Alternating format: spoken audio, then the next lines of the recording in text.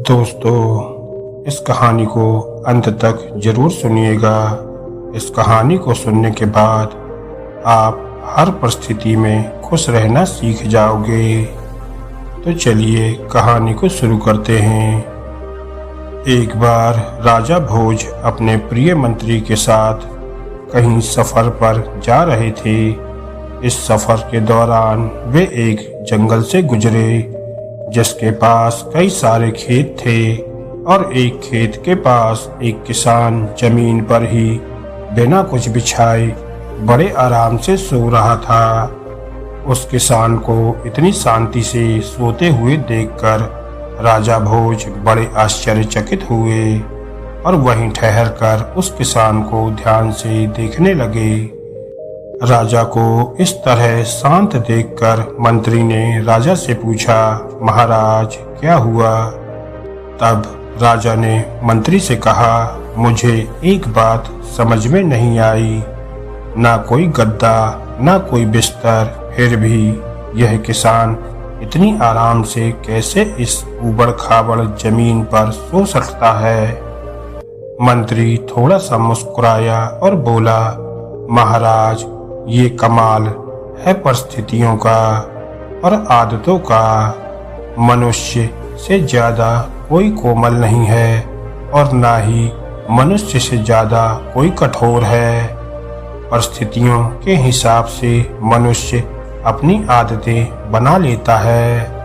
मंत्री की बात राजा को ठीक से समझ में नहीं आई, इसलिए मंत्री ने कहा कि अगर ऐसा है तो इस किसान की परीक्षा ले लेते हैं। विचार विमर्श करने के बाद राजा और मंत्री उस किसान को राजमहल ले गए। राजमहल में किसान को वही ऐशो आराम, खाना पीना और सोने का बिस्तर दिया गया जिस पर राजा खुद सोता था।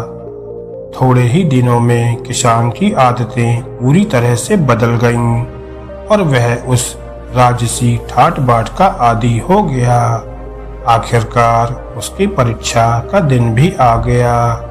मंत्री ने उसके सोने के बिस्तर में कुछ सूखे पत्ते और तिनके चुपके से डाल दिए। किसान जब उस बिस्तर पर सोने गया तो राजा और मंत्री चुपके से उस पर नजर रखने लगे। कुछ ही देर बाद राजा और मंत्री ने देखा कि किसान ठीक से सो नहीं पा रहा है और बार बार करवटें बदल रहा है। राजा ये देखकर फिर से हैरान था।